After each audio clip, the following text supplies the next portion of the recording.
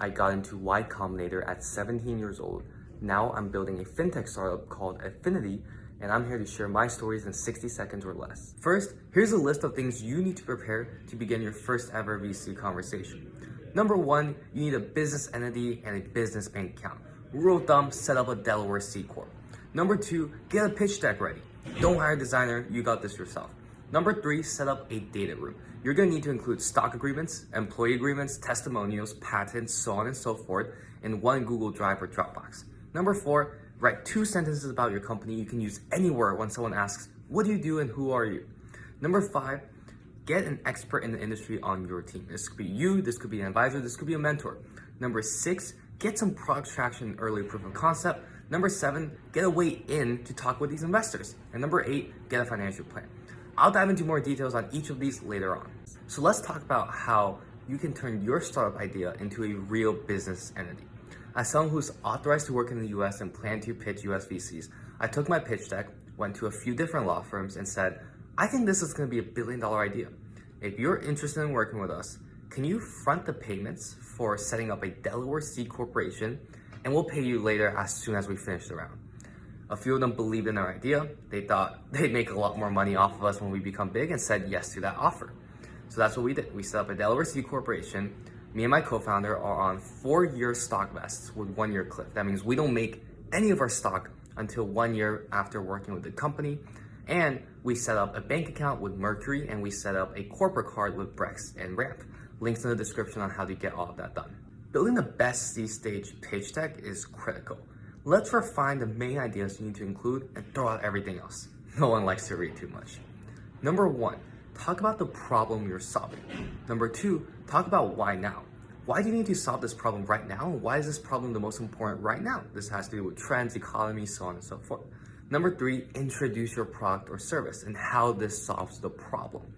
Number four, talk about your proof of traction, your experience, and expert opinion, something that shows VCs, hey, this is gonna work in solving that problem.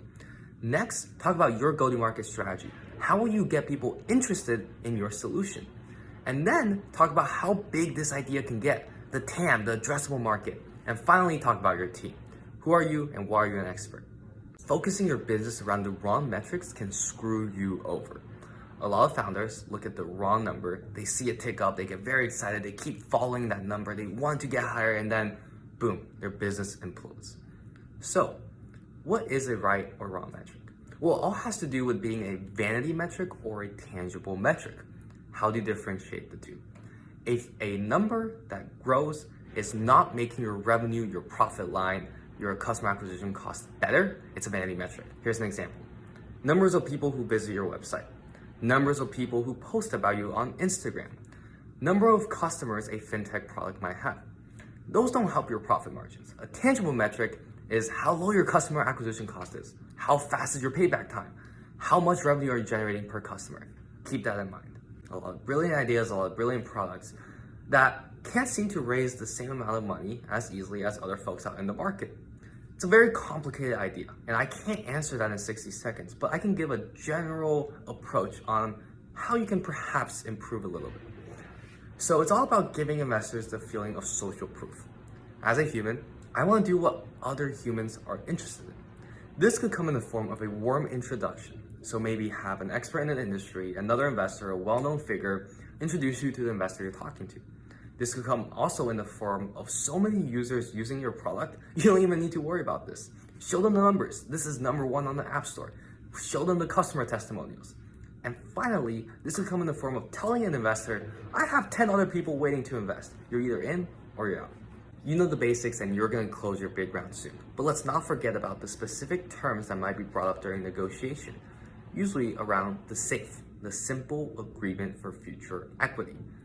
Number one thing investors might ask for is Most Favored Nation, or MFN. It means if someone invests after them at a better term than them, this investor will get the same better term. Really good to protect investors for you raising a down round or you giving extra terms out there, but not as favorable for the founder.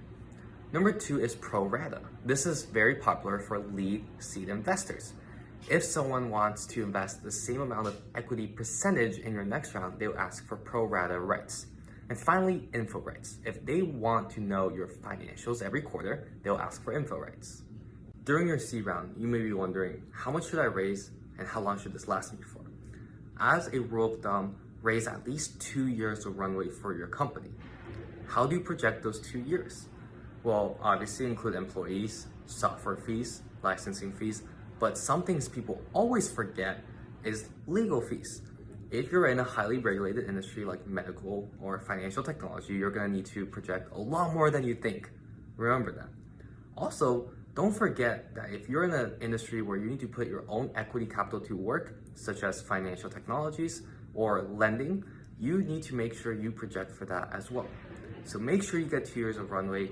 If there's more opportunities out there, more doesn't hurt.